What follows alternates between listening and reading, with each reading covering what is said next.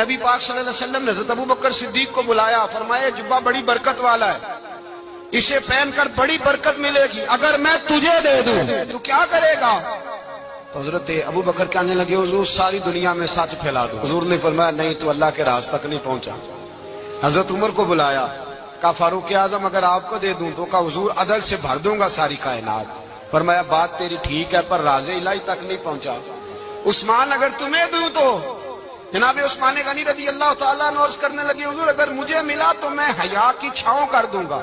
हुजूर ने फरमाया बात तेरी बड़ी खूब है, पर तू मुराद तक नहीं पहुंचा।